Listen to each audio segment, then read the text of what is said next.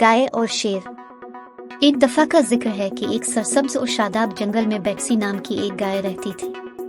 Betsy एक मेहरबान और नर्म गाय थी जिसने अपने दिन चरने और अपने छोटे बिछड़े की देखभाल में गुजारे।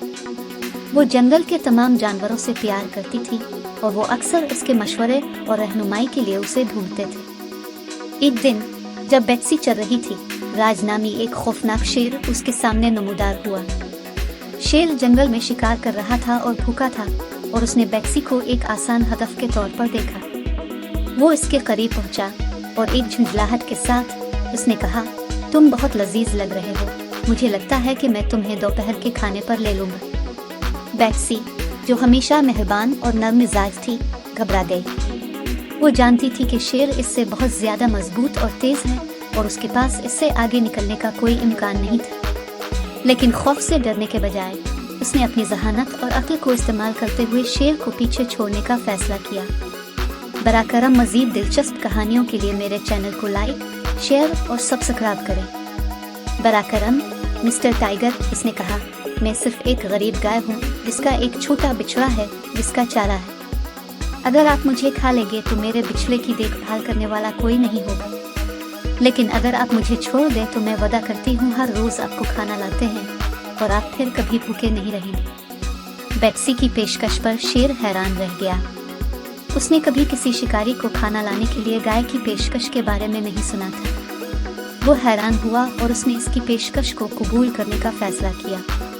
बेट्सी फौरी तौर पर काम पर चली गई, जंगल के बारे में अपने इल्म का इस्तेमाल करते हुए बेहतरीन फल, बीर और गिरीदार मेवे तलाश करने के लिए जिनसे शेर लुत्फ अंदोज होगा। हर रोज वो शेरनी के लिए लजीज खानों से भरी टोकरी लाती जो हर वक्त उसकी आमद का बेताबी से इंतजार करती। बराकरम मजीद दिलचस्प कहानियों के लिए मेरे चैनल को लाइक, शेयर और सब्सक्राइब करें। वक्त गुजरने के साथ शेर और बेट्सी ने दोस्ती पैदा की। वो बेट्सी के लाए हुए खाने से लुत्फ अंदोज होते हुए अक्सर बातें करते और कहानियां शेयर करते।